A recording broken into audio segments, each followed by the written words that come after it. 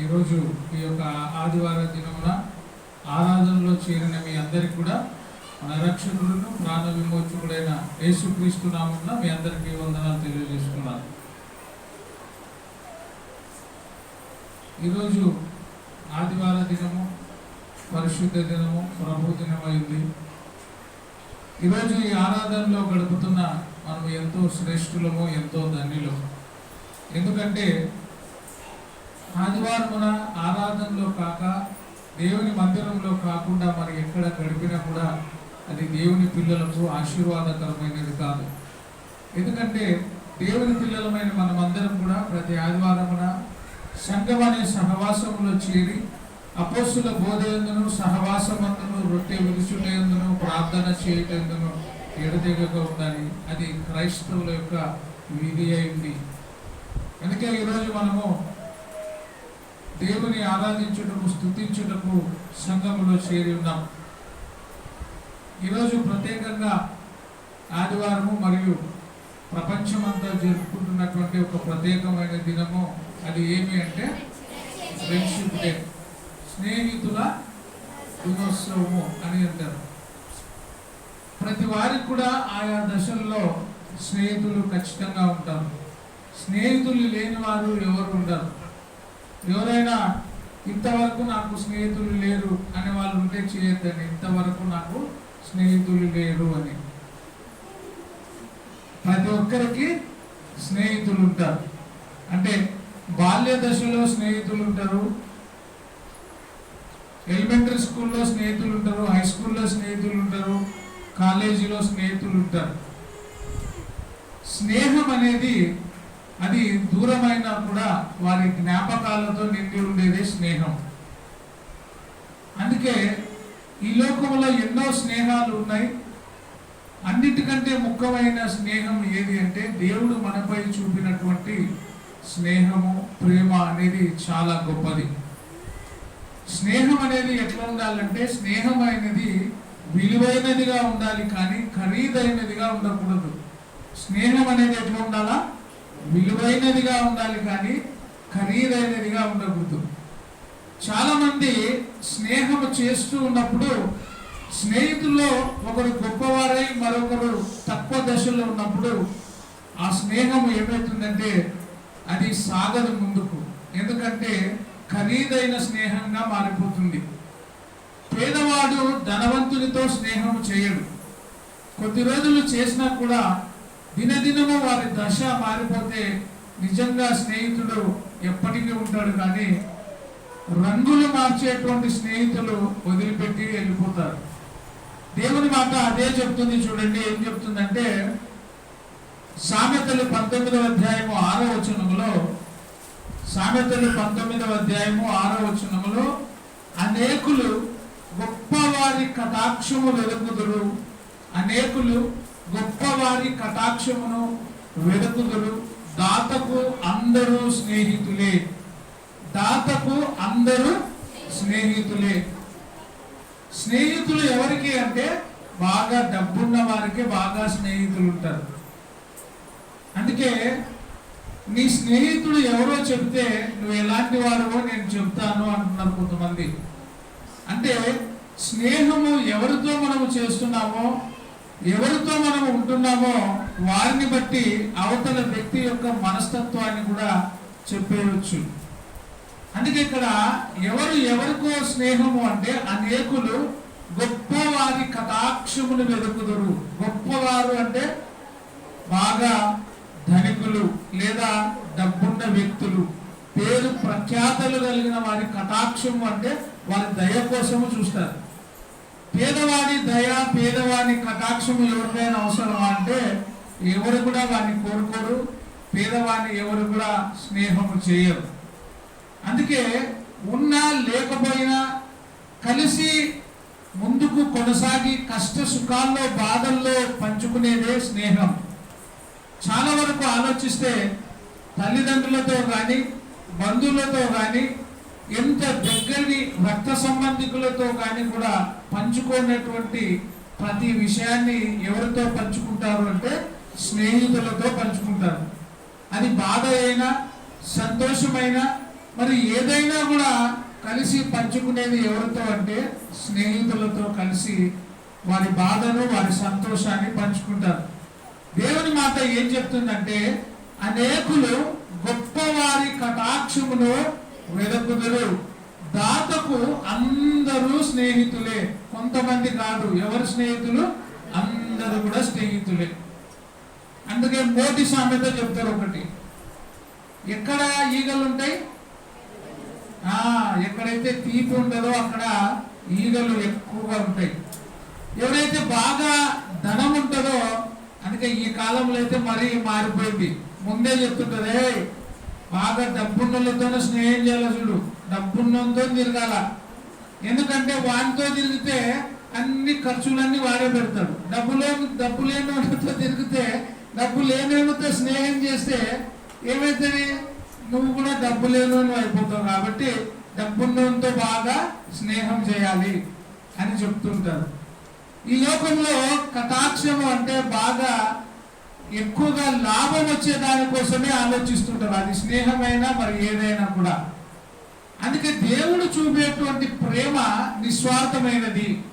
ఒక వ్యక్తి ఒకరిని ప్రేమిస్తూ ఉన్నారు అంటే, ఒక వ్యక్తి ఒకరితో స్నేహం చేస్తూ ఉన్నారంటే వారి నుంచి ఏదో ఒకటి ఆశించి స్నేహం చేస్తారు. కానీ ప్రభువైన యేసుక్రీస్తు మనతో చేసినటువంటి ఆ ప్రేమ, మన మీద చూపినటువంటి ప్రేమ, మన మీద చూపించినటువంటి స్నేహము ఏమైందంటే నిస్వార్థమైనటువంటి ప్రేమ, నిస్వార్థమైనటువంటి స్నేహం.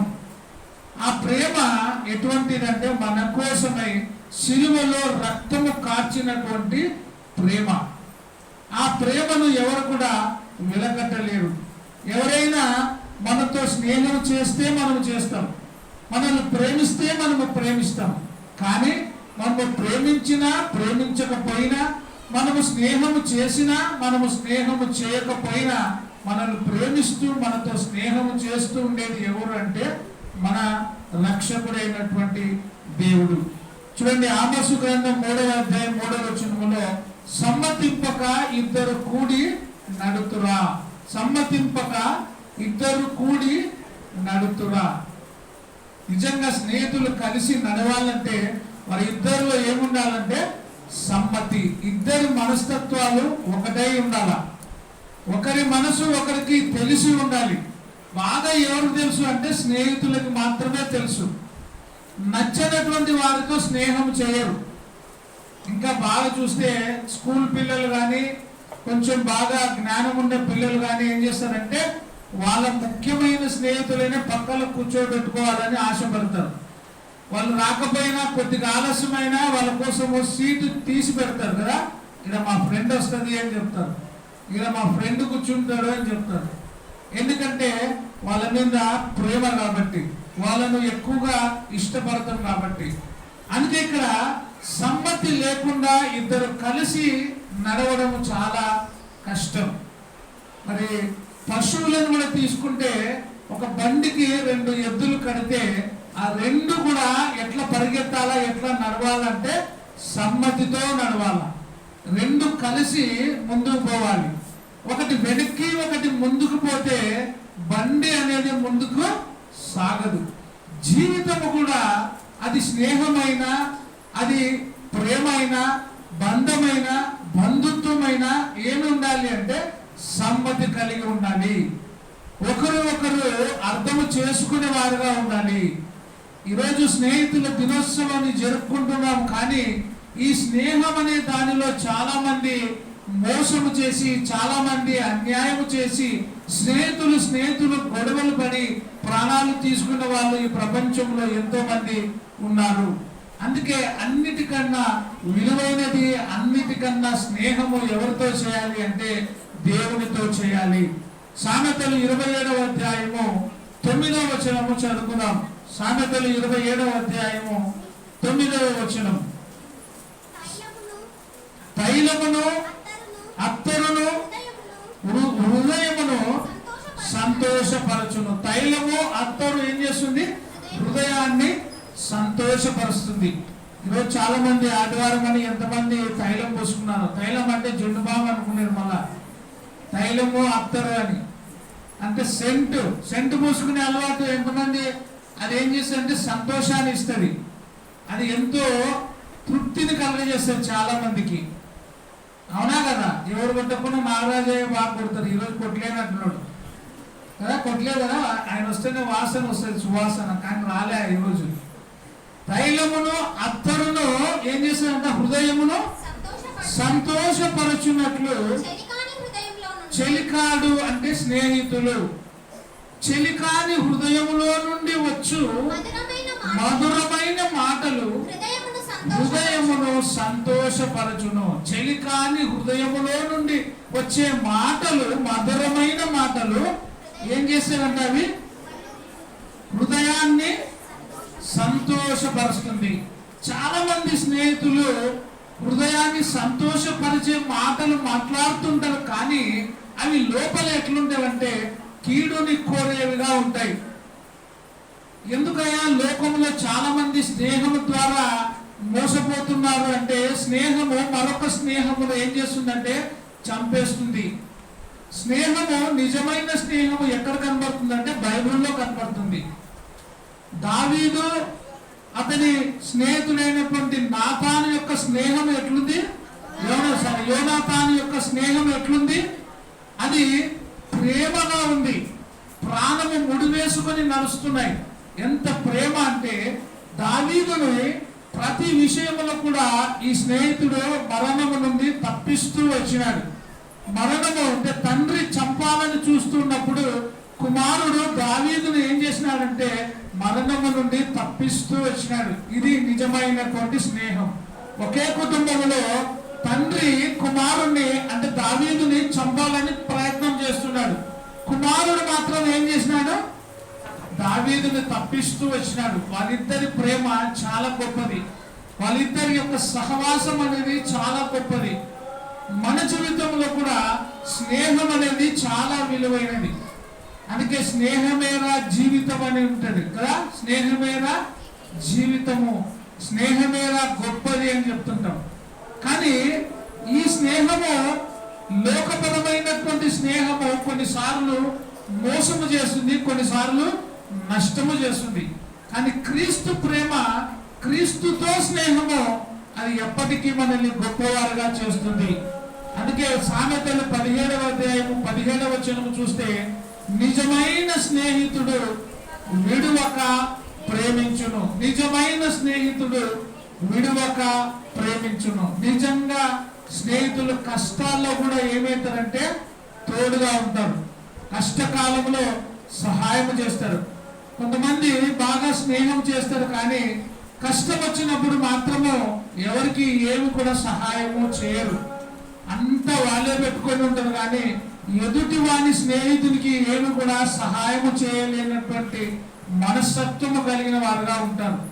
అయితే ఇక్కడ నిజమైన స్నేహితుడు ఏం చేస్తాడంట? విడువక ప్రేమించును, దుర్దశలో అట్టివాడు సహోదరుడుగా అంటే అన్నగా తమ్ముడుగా తోడుగా ఉంటాడంట. నిజంగా అన్నదమ్ములే వదిలిపెట్టి వెళ్ళిపోతారు కష్టం వస్తే. బాధ వస్తే అన్నని తమ్ముడు చూడడు, తమ్ముడిని అన్న చూడడు. కానీ స్నేహితుడు బాధల్లో పాలు పంచుకుంటారు. చాలా మంది స్నేహితులు బాధ వచ్చినప్పుడు, కష్టం వచ్చినప్పుడు వదిలిపెట్టి వెళ్ళిపోతారు. కానీ నిజమైన స్నేహితుడు విడువక ప్రేమిస్తాడు. దుర్దశలో అంటే మరొక స్నేహితుడు అతని యొక్క పరిస్థితి బాగలేనప్పుడు అటు వాడు ఎట్లుంటాడు? సహోదరుడుగా ఉంటాడు. మన దుర్దశలో మనకు సహోదరుడుగా ఉండి మనల్ని ప్రేమిస్తుండేది ఎవరు అంటే మన దేవుడు. ఆయన సహోదరుడుగా, తండ్రిగా, దేవుడుగా, బంధువుగా, తల్లిగా, తండ్రిగా, అన్ని విధాలుగా మనతో ఉండి మనల్ని ప్రేమించి మనకు సహాయము చేస్తున్న మహోన్నతుడైనటువంటి దేవుడు ఆయన. సామెతలు 19వ అధ్యాయము 4వ వచనము చదువుకున్నట్లయితే, ధనము గలవానికి స్నేహితులు అధికముగా నుందురు. ఎవరికి? ధనము గల వారికి స్నేహితులు అధికముగా ఉందరు. ఎందుకు స్నేహితులు ధనవంతునికి ఎక్కువ ఉంటారు? తినడానికి త్రాగడానికి బాగుంటుంది ధనవంతుడైన స్నేహితుడు ఉంటే. మీరు సాయంత్రం పూట ఎప్పుడన్నా ప్రయాణం అయ్యేటప్పుడు హైదరాబాద్ రోడ్డు చూడండి. హైదరాబాద్ రోడ్డు మన చౌరస్తా దారితేనే రైట్ సైడ్ ఉంటారు ముఖ్యమైన స్నేహితులు, నిజమైన స్నేహితులు అందరూ కూడా. ఏం చేస్తుంటారా? అంత ధనవంతులే. నా ప్రాణమా తినుము త్రాగుము సంతోషించుము. ఎవరు ఇల్లు? ధనవంతునికి స్నేహితులు ఎట్లుంటారంట? అధికముగా ఉంటారు. అదే దరిద్రుడు స్నేహితుడు అయినా ఏం చేస్తారు తెలుసా? లే వాటితో కలిసి తిరిగితే అన్ని మనమే పెట్టాలా, కాబట్టి వాడిని దూరం పెట్టేస్తారు. ధనవంతులంతా ఒక గ్రూప్ అయిపోతారు స్నేహితులంతా. ఎక్కడన్నా చూడండి, ఏం లేని వాళ్ళంతా ఒక గ్రూప్ ఉంటారు, ఉన్న వాళ్ళంతా ఒక గ్రూప్ ఉంటారు. కాలేజీలో కానీ స్కూల్లో కానీ ఆడ కానీ. అప్పుడే చెప్తారు వాళ్ళు యా బ్యాచ్ రా అంటే డబ్బుల బ్యాచ్, ఇది యా బ్యాచ్ పేదవాళ్ళ బ్యాచ్. స్నేహితులలో కూడా పేదవాళ్ళు ధనవంతులని పంచుకొని స్నేహం చేస్తుంటారు. దేవుని మాటల్లో కూడా ఏం చెప్తుందంటే ధనము గలవానికి స్నేహితులు అధికముగా నుందురు. డబ్బున్న వానికి స్నేహితులు బాగా దండి ఉంటారు. డబ్బున్న వాడిని ఎంతో ప్రేమిస్తారు. కానీ దరిద్రునికి అందరూ కూడా ఏమవుతారంట? దూరం అయిపోతారు. దరిద్రుడు తన స్నేహితులను పోగొట్టుకొనును. ఎందుకు పోయినారు వీనికి స్నేహితులు అంటే, వాడు మంచోడు కాదని కాదు, మంచోడే, కానీ వాని దగ్గర ఏం లేదు, డబ్బు లేదు, వాని దగ్గర ధనము లేదు, తాపడానికి లేదు, తినిపించడానికి లేదు. తినిపించి తాగిపిస్తే ఇప్పుడు బాగా స్నేహితులు. ఇంకా విచిత్రం ఏమంటే, చిన్నగున్నప్పుడు చేసిన స్నేహము పెద్దగైనప్పుడు కూడా వదిలిపెట్టకుండా తాగి తినే వాళ్ళు ఉన్నారు ఇప్పుడు కూడా. నిన్న ఒక కుటుంబంలో ఒక సభ్యుని చూసినా నేను. రాత్రి వాళ్ళ నాన్నకు ఆరోగ్యం బాగలేదు, హాస్పిటల్కి పోయినారు. రాత్రి 12 అయింది, 1 అయింది, 2 అయింది, 3:30 అయింది, కానీ ఆ కొడుకు ఎక్కడ పోయినాడో తెలియదు. అంటే స్నేహితులతో కలిసిపోయినాడు, పెళ్లి అయింది, పిల్లలైనారు. కానీ స్నేహం అనేది ఏం చేస్తుందంటే 100% చెడపగొట్టే స్నేహితులు ఉన్నారు, 100% మంచి స్నేహితులు ఉన్నారు. అందుకే మనము ఎవరితో స్నేహం చేస్తున్నామో జాగ్రత్తగా ఆలోచించి స్నేహం చేయాలి. చెడ్డ స్నేహితుని డబ్బు ఇచ్చి పోగొట్టుకోవాలి, మంచి స్నేహితుని కూడా డబ్బు ఇచ్చి కొనాలంట. మంచి స్నేహితుని 1000 రూపాయలు ఇచ్చి, అంటే 1000 రూపాయలు ఖర్చు చేసైనా మంచి స్నేహితుని దగ్గర తీసుకోవాలా. చెడ్డ స్నేహితుని 10,000 ఖర్చు పెట్టైనా వాడిని దూరం చేసి వదిలిపెట్టాలి. అందుకే మనము ఎవరితో స్నేహం చేయాలంటే మంచి వారితో స్నేహం చేయాలి. మంచి వాళ్ళతో స్నేహం చేయాలంటే ఏం చేయాలంటే కీర్తనలు 1వ అధ్యాయము 1వ వచనం. నేను ఈ మాట ఎప్పుడు చెప్తుంటా, యవనస్తులకు, యవనస్తురాళ్లకు, పెద్దలకు, పిల్లలకు అందరికీ చెప్పేది ఏమంటే 3 విషయాలు మన హృదయంలో ఎప్పుడు ధ్యానిస్తే, 3 విషయాలు మన హృదయంలో దాచిపెట్టుకుంటే నిరంతరం మనము మేలుకరమైన జీవితంలో ఉంటాం, లేకపోతే ప్రమాదంలో పడిపోతాం. మొట్టమొదటిది ఏం చేయాలా?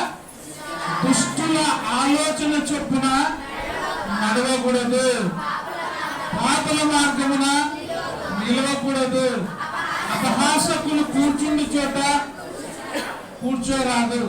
ఈ 3 విషయాలు మనం గమనించుకోవాలి. ఒక కుమారుడు ఉన్నాడంట, మీకు చెప్పిన చాలా సార్లు. ఒక కుమారుడు ఉండేవాడు.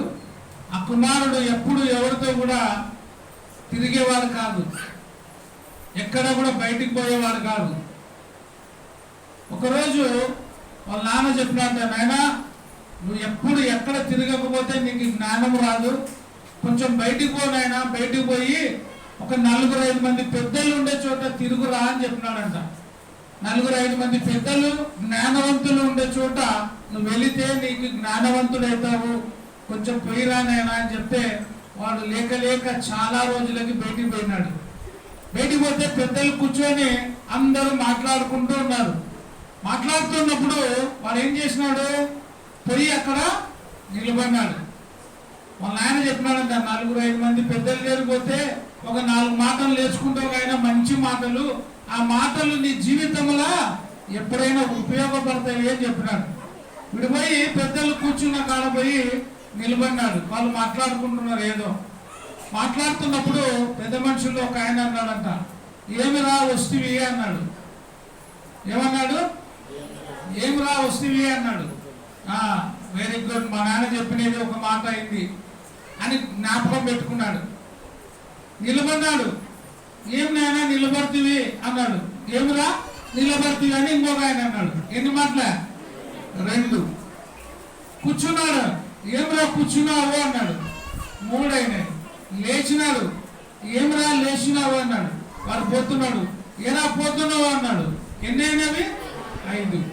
ఈ 5 మాటలు వాళ్ళ ఆయన చెప్పినవి. అవి జ్ఞానం అంటే మళ్ళా అనుకుంటూ ఎన్నడు పోయినాడు. పొలం కాడిపోయినాడు అంత చేను దగ్గరికి. రాత్రి అయింది. రాత్రి అయితే అనుకోకుండా పొలంలో దొంగలు విన్నారు. అది వానికి తెలియదు. వీడు పెద్దలు చెప్పిన మాట ఏం చేస్తున్నాడు? గుర్తు చేసుకుంటున్నాడు.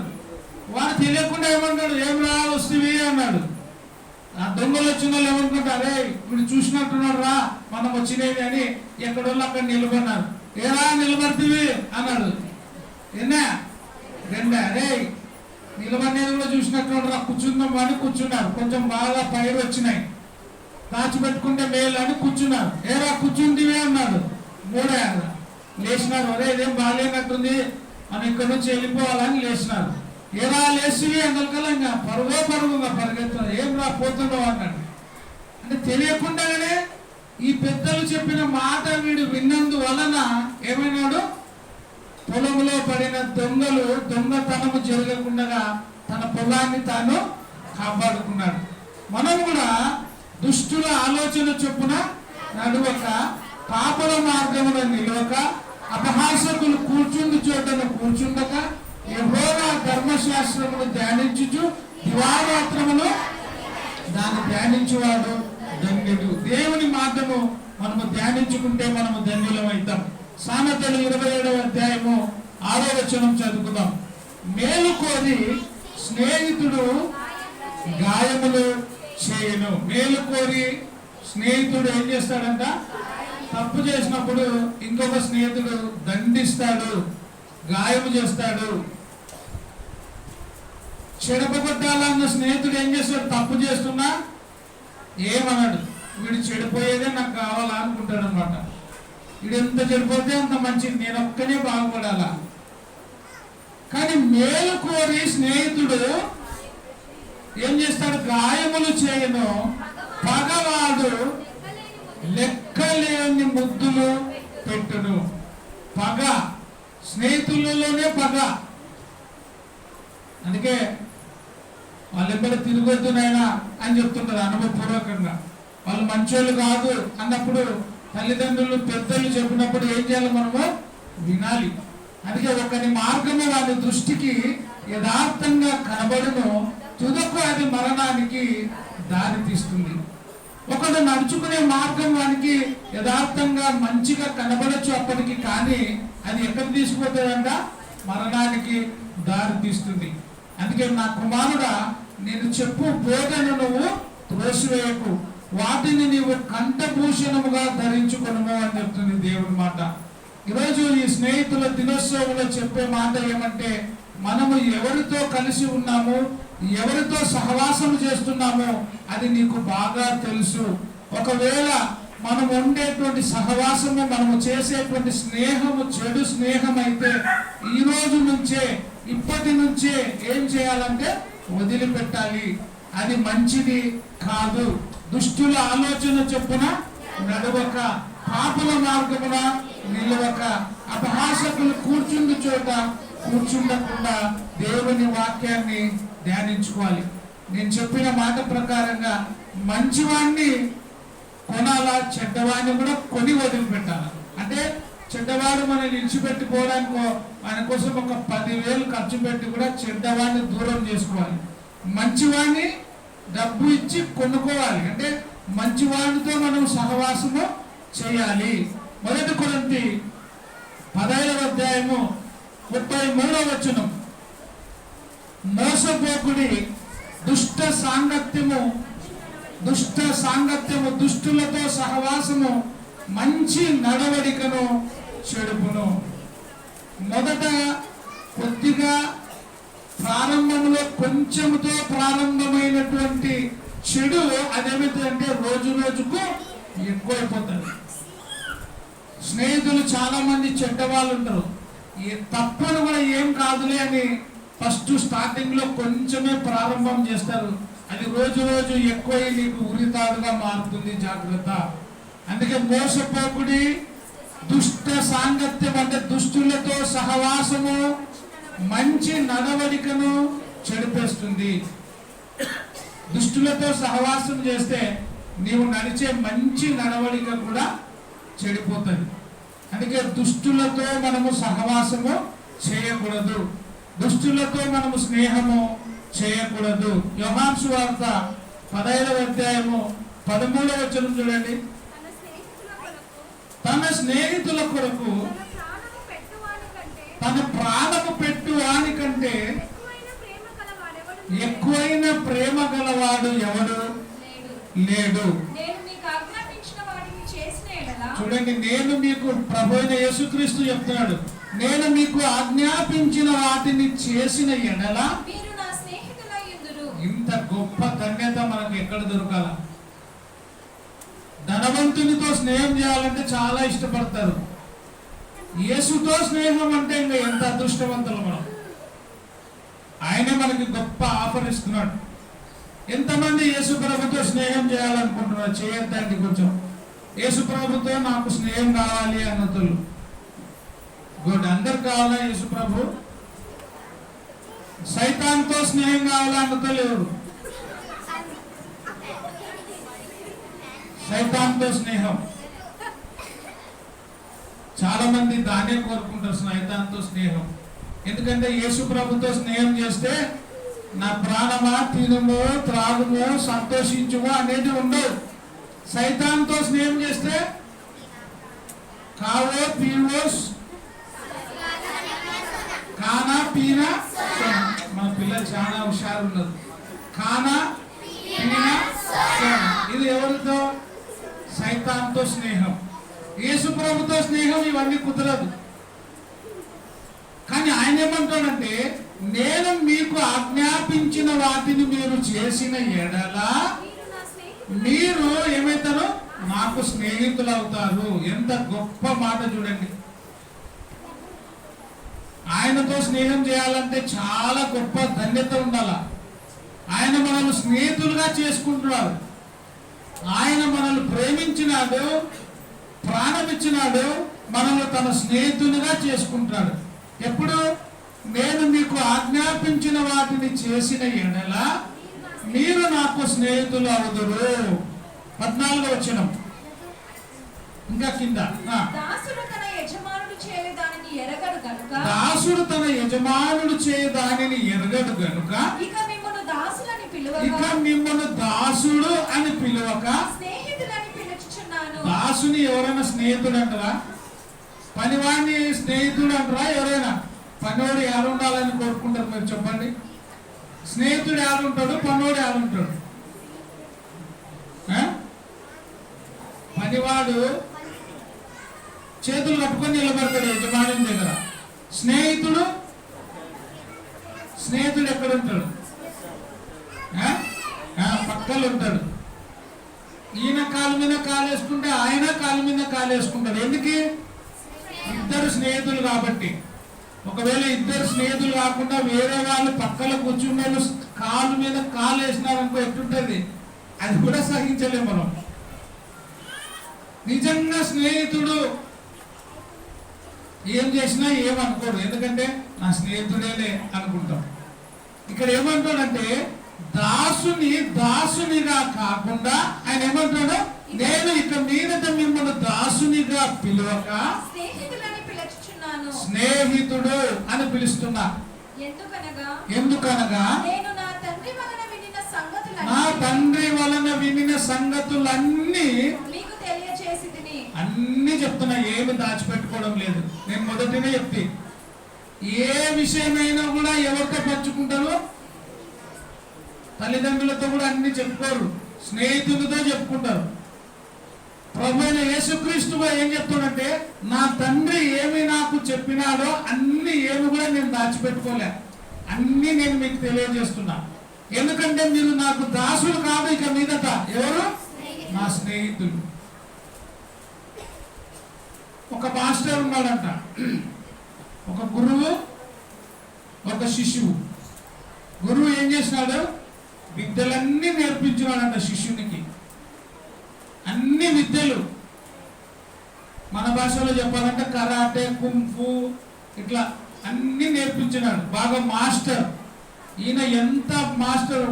కరాటేలో బెల్టులు ఉంటాయి, చాలా మంది కరాటే పోయిన వాళ్ళు ఉండదు. చక్రవర్తి కూడా పోయి వచ్చినాడు కరాటేకి కదా, వైట్ బెల్ట్. మేము కూడా అంతకుముందు కరాటే నేర్చుకున్నాడు 10th క్లాస్లో. మాకు white belt, yellow, orange, green, brown 1 2 3 4 వచ్చిన తర్వాత బ్లాక్ వస్తుండే. అట్లా ఒక శిశువుకి ఒక గురువు విద్యలన్నీ నేర్పించినాడు. నేర్పించిన తర్వాత శిష్యుడు ఏం చేసినాడంటే, ఒకరోజు మాస్టర్ మీదకి పోవాలా అని ట్రై చేసినాడు. అందరినీ బాగా కథాస్ అంటారు, దాన్ని కథాస్ అంటారు. తర్వాత స్పైరింగ్ అంటారు, అంటే ఫైట్ పెడతారు. పెట్టినప్పుడు అందరినీ గెలిచినాడు. ఆఖరికి గురువు ఒక్కని కొట్టేస్తే ఇంకా నాకే గొప్ప కిరీటం వస్తుంది అనుకున్నాడు. ఒకరోజు గురువు మీద ప్లాన్ చేసినాడు. ప్లాన్ చేసి గురువు ఉండే చోటుకు పోయినాడు. పోయి గురువుని పిలుస్తున్నాడంట, అయ్యా బయటికి రా, ఈరోజు నీతోనే నా పోటీ. ఈరోజు ఎవరితో పోటీ? నీతోనే నా పోటీ అన్నాడు.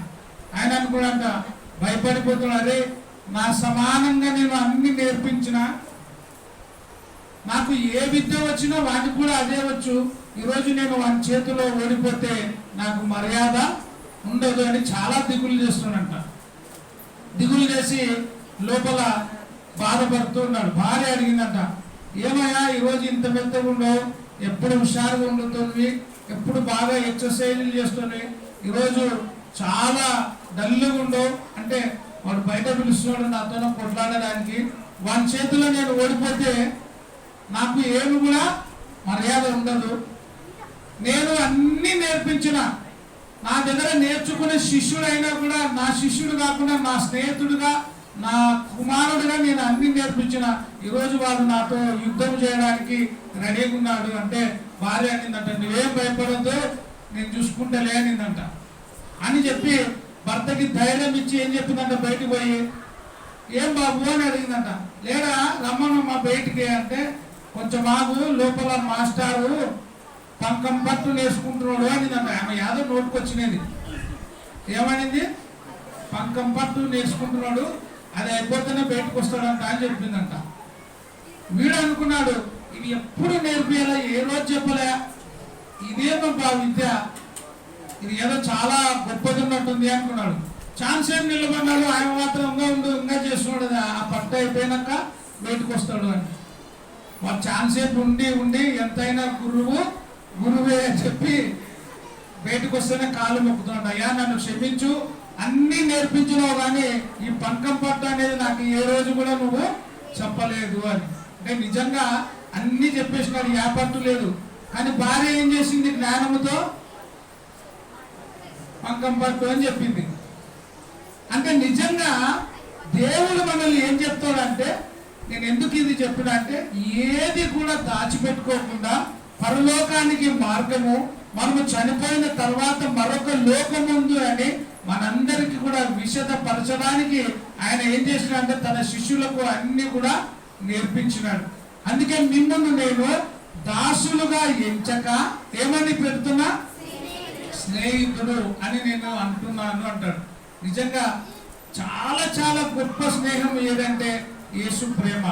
అందుకే యేసు ప్రేమ శాశ్వత ప్రేమ, యేసు ప్రేమ శాశ్వత ప్రేమ, హల్లెలూయా మహదానందమే, హల్లెలూయా మహదానందమే,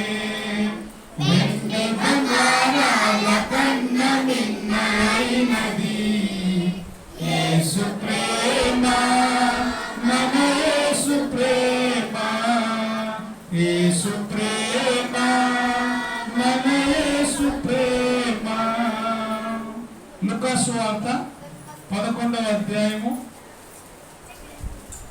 వచనం నుంచి చదువుకుందాం. మరియు ఆయన వారితో ఇట్లా నేను మీలో ఎవరికైనా ఒక స్నేహితుడు ఉండగా, ఈ మాటలు జాగ్రత్తగా మనం పరిశీలన చేయాలి. మీలో ఎవరికైనాను ఒక స్నేహితుడు ఉండగా, ఎవరికైనా ఒక స్నేహితుడైనా ఉన్నాడా లేదా? ఏసన్న తల ఉన్నాడా స్నేహితుడికి?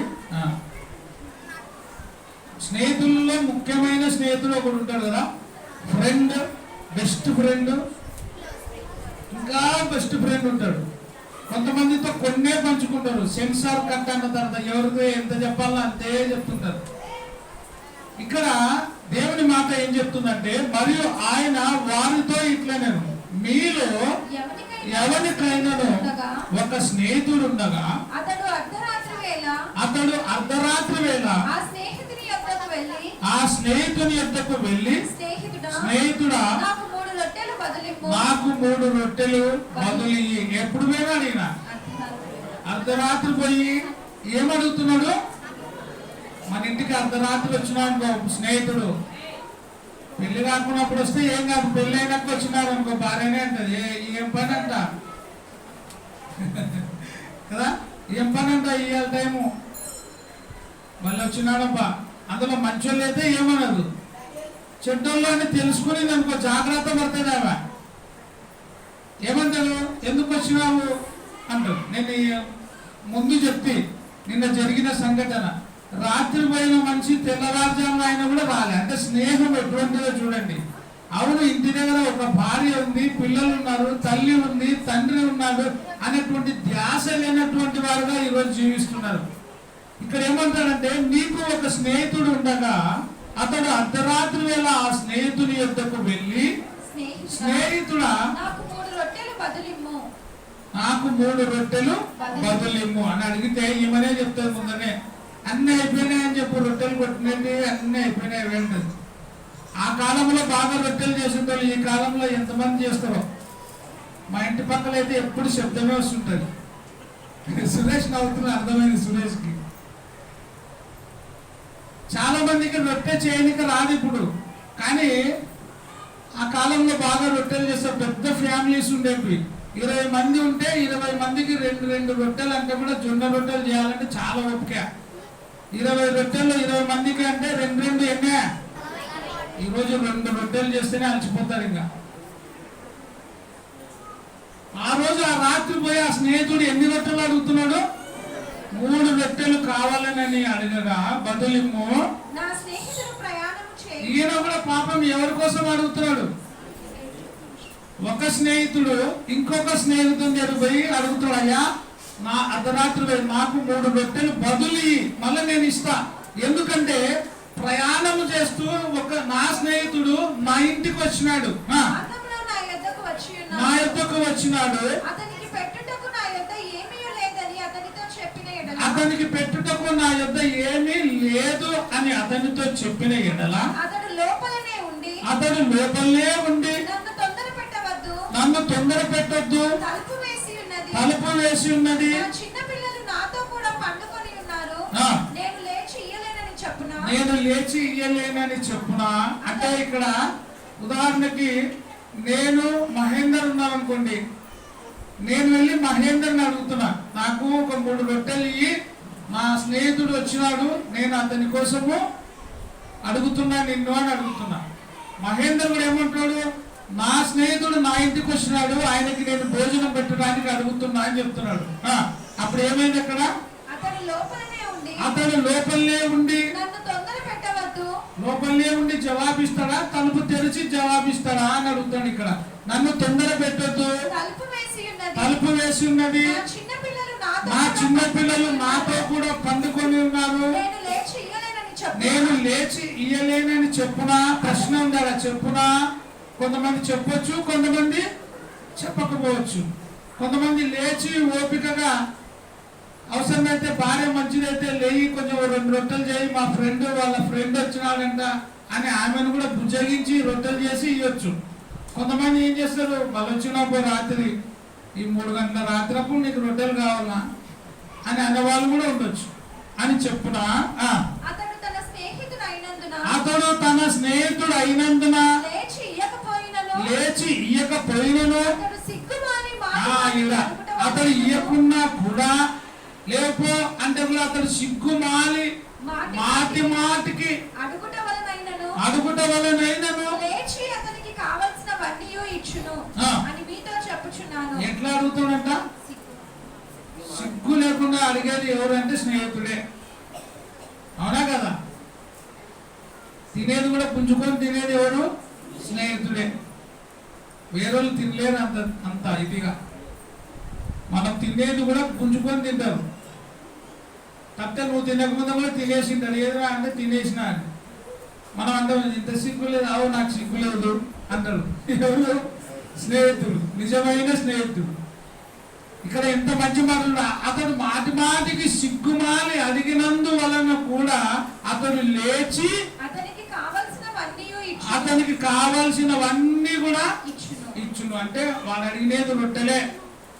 ఇంకా ఏమడుగుతాడు? పప్పు కూడా ఉంది, తీసుకోమనైనా. రొట్టెలు ఒకటేనా? రొట్టెలే కావాలి. మా ఇంట్లో పప్పు ఉందంటే మీ ఇంట్లో ఏమన్నా ఉండొచ్చు, మా ఇంట్లో ఈ పప్పు ఉంది తీసుకోపో. ఇంకా ఏమైనా ఉందా? ఆ మటన్ కూడా చూడు, ఇచ్చి పంపి. అన్ని ఇచ్చి పంపిస్తాడు. ఎందుకు ఆ మాట చెప్పాలి? ఎందుకు? మాటి మాటికి సిగ్గుమాలి అడిగినందు వలన అతడు అన్ని కూడా ఇచ్చి పంపును. అటువలే మీరును అడుగుడి. మీ స్నేహితుడు ఎట్లయితే అడుగుతున్నాడో మీరు కూడా సిగ్గుపడకుండా మాటి మాటికి నన్ను అడగండి. ఎందుకంటే మీరు ఎవరు? నా స్నేహితులు. కాబట్టి మీరు ఏమి సిగ్గుపడద్దండి, అడగండి. అందుకే అడుగుడి మీకు ఇయ్యబడును, వెదకుడి మీకు దొరుకును, తట్టుడి మీకు తీయబడును, అడుగు ప్రతి వానికి ఇయ్యబడును, వెతుకువానికి దొరుకును, తట్టువానికి తీయబడును అని మీతో చెప్పుచున్నాను. ఎంత మంచి మాట చూడండి. అడుగువానికి ఇయ్యబడును, వెతుకువానికి దొరుకును, తట్టువానికి తీయబడును అని మీతో నేను చెప్పుచున్నాను.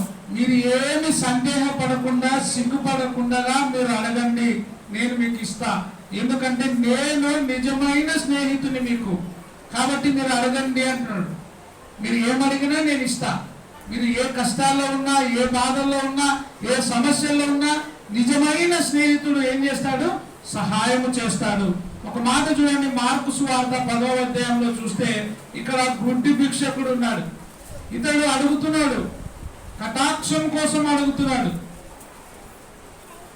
ఈ మాట నాకు సురేష్ పాట పాడినప్పుడు గుర్తొచ్చింది ఈ వాక్యం. అంటే ఆదరించేదే దారి కనరాదే, విద్య లేని పామరులను పిలిచినారంటే దారి కనరాక ఆ గుడ్డివాడు త్రోవ పక్క కూర్చొని ఉన్నప్పుడు చూడండి ఏమైంది అక్కడ. మార్కు సువార్త 10వ అధ్యాయము 46వ వచనం నుంచి వారు యెరికో పట్టణమునకు వచ్చిరి. ఆయన తన శిష్యులతోను జన సమూహముతోను యెరికో నుండి బయలుదేరి వచ్చుచుండగా తీమయి కుమారుడగు బర్తిమై అను గుడ్డి భిక్షకుడు ఎక్కడ కూర్చున్నాడు? త్రోవ. అతను కూర్చునేటువంటి స్థలము త్రోవ పక్కన కూర్చొని ఉన్నాడు.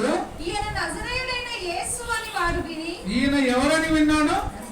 నజరేయుడైన యేసు. ఇతడు ఎటువంటి వారినైనా తన స్నేహితునిగా చేసుకునేవాడు, రక్షించేవాడు, కాపాడేవాడు అని తెలుసుకొని దావీదు కుమారుడా యేసు ఎంత మంచి మాట. ఏమి కూడా సిగ్గుపడకుండా అడుగుతున్నాడు. దావీదు కుమారుడా, నజరేయుడైన యేసు నన్ను కరుణించు అని కేకలు వేయ మొదలు పెట్టాను. అంతమంది ఉన్నా కూడా ఈ గుడ్డి భిక్షకుడు ఏం చేస్తున్నాడు? కేకలు వేసి మొరపెడుతున్నాడు. అయ్యా నన్ను కరుణించుమని చెప్తున్నాడు. ఊరకుండమని అనేకులు వాణిని గద్దించిరి. గద్దించిన కూడా అతడు సిగ్గుపడకుండా ఏం చేస్తున్నాడు? మరలా అడుగుతున్నాడు. ఎటువంటి సందేహం లేకుండా అడుగుతున్నాడు. ఎవరు గద్దించినారు? అనేకులు. అక్కడ ఉండే వాళ్ళందరూ కూడా ఈ గుడ్డి భిక్షకుని గద్దించినారు. ఊరుకుండు అని గద్దించినప్పటికీ కూడా వాడు ఏమంటే నజరేయుడైన యేసు దావీదు కుమారుడు ఈయనే నాకు స్వస్థత పరిచేవాడు, ఈయన తప్ప నన్ను కరుణించేవాడు ఎవరు లేరు అని తెలుసుకుని వాడు మరీ ఎక్కువగా కేకలు వేస్తున్నాడు. దావీదు కుమారుడా నన్ను కరుణించుమని మరీ ఎక్కువగా కేకలు వేసెను. అప్పుడు యాక్చువల్ గా ఊరుకుంటూ అన్నప్పుడు వాడు ఏం కావాలా? అనేకులు, ఒక్కరు కాదు అనేకులు వాడిని గద్దించినప్పుడు వాడు మౌనంగా అయిపోవాలి. కానీ ఏ సందేహం లేకుండా, అందుకే అడుగుడి మీకు ఇవ్వబడును, వెదకుడి మీకు దొరకును, తట్టుడి మీకు తీయబడును. అందుకే వీడు అడుగుతున్నాడు, మాటి మాటికి సిగ్గుమాలి అడుగుతున్నాడు, అయ్యా దావీదు కుమారుడా నజరేయుడైన యేసు నన్ను కరుణించు అని ప్రాధేయపడి వేడుకుంటున్నాడు. అప్పుడు యేసు నిలిచి చెప్పగా, ఇప్పుడు వానికి ఆఫర్ వచ్చింది, వానిని పిలువుడి. ఊరుకో అన్నప్పుడే ఊరుకునింటే వానికి కటాక్షము కలిగేది కాదు వాని మీద. ప్రభువైన యేసుక్రీస్తు ఇప్పుడు చెప్తున్నాడు, వాడు మాటి మాటికి అడిగినందువలన ఏమంటాడు? వానిని పిలువుడని చెప్పగా వాడు ఆ గుడ్డి వాణిని పిలిచి ధైర్యము తెచ్చుకో, ఆయన నిన్ను పిలుస్తున్నాడు. ఎంత మంచి మాట! ధైర్యము తెచ్చుకో, ఆయన నిన్ను పిలుచుచున్నాడు. ఇంకా కూర్చోవద్దు, లేయి అని వానితో చెప్పినప్పుడు వాడు ఏం పాడేసినాడు? బట్ట. ఆ కాలంలో భిక్షగాళ్ళు ఒక బట్టను పరుచుకొని భిక్షం ఎత్తుకునేవాళ్ళు. ఈ కాలంలో ఒకదాన కూర్చోలే, భిక్షగాళ్ళు కూడా పంచుకున్నారు లైన్లు. హలో, ఈ సందు నాలేజుడు మీరు చూసినారు కదా, ప్రతి ఒక్కరికి సెల్ ఫోన్లు ఉంటాయి చేతుల. వాళ్ళు కూడా భాగాలు పెట్టుకుంటారు, ఈ లైన్ నువ్వు రాకూడదు, ఇది నా లైను. నిన్న ఒక ఆయన అంటుంది, పూలమ్మ కూడా కొట్లాడుతుందంట, ఇది నా లైను అని. ఇది నా లైన్, నువ్వు రావద్దు. మరి నేను ఏదో అమ్ముకున్న ఖాయమని అంటే, నేను బాకీలన్నీ ఇచ్చిన అవన్నీ వసూలు చేసి ఇస్తే రావాలా, లేకుంటే రాకూడదు అని. అప్పుడు దేవాలయం దగ్గర గుడ్డి భిక్షకులు కానీ కుంటి వాళ్ళు కానీ కూర్చొని అడుక్కునే వాళ్ళు. ఇప్పుడు ఏం చేస్తున్నారు? అంతా తిరిగి బాగా సంపాదిస్తున్నారు. వీడు దావీదు కుమారుడు నన్ను కరుణించు అని గట్టిగా కేకలు వేసినప్పుడు ఆయన ఏమంటున్నాడు అంటే, ఇప్పుడు ఆయన నిన్ను పిలుస్తున్నాడు, ధైర్యం తెచ్చుకో అన్నప్పుడు వాళ్ళ ధైర్యం వచ్చేసింది. ఇంకా నాకు ఈ బట్టతో అవసరము లేదు. బట్టను పారవేసి దిక్కున లేచి యేసునొద్దకు వచ్చెను. నేను నీకు ఏమి చేయగోరుచున్నానని వాడిని అడగగా, బోధకుడా నాకు దృష్టి కలగజేయమని ఆయనతో నేను. నీవు వెళ్ళుము, నీ విశ్వాసము నిన్ను ఏం చేసింది? స్వస్థత పరిచింది. నీవు మాటి మాటికి అడిగినందువలన నీ విశ్వాసము నిన్ను స్వస్థత పరిచింది. ఇంకొక మాట చదువుకొని ముగించుకుందాం. లూకాసు వార్త 13వ అధ్యాయము 10వ వచనం నుంచి చూసుకుందాం. లూకాసు వార్త 13వ అధ్యాయము 10వ వచనం నుంచి. విశ్రాంతి దినమున ప్రభువైన యేసుక్రీస్తు విశ్రాంతి దేవుడు ఒక సమాజ మందిరములో బోధించుచున్నప్పుడు 18 సంవత్సరాలు, ఎన్ని సంవత్సరాలు? 18 ఏళ్ల నుండి బలహీనపరచు దెయ్యం పట్టిందంట ఒక ఆమెకి. ఎన్ని సంవత్సరాల నుంచి? 18 సంవత్సరాల నుంచి దెయ్యం పట్టి ఆమెను పీడిస్తుంది. ఎంత వేదన పడింది ఆమె! 1 సంవత్సరం కాదు, 2 సంవత్సరాలు కాదు, 18 సంవత్సరాల నుంచి దయ్యము పట్టి వేధించబడుతున్న ఒక స్త్రీ అక్కడ ఉండేను. ఆమెకి ఏమైంది? నడుము వంగిపోయింది. ఎంత మాత్రమును కూడా బయటికి చక్కగా నిలబడేది కాదు. అంటే పూర్తిగా వంగిపోయింది ఆమె. 18 సంవత్సరాల నుంచి దయ్యము పీడించి వంగిపోయింది, లేనటువంటి స్థితిలో ఉంది ఆమె. యేసు ఆమెను చూచి రమ్మని పిలిచి, అమ్మా, చూడండి నిజమైన స్నేహితుడిన.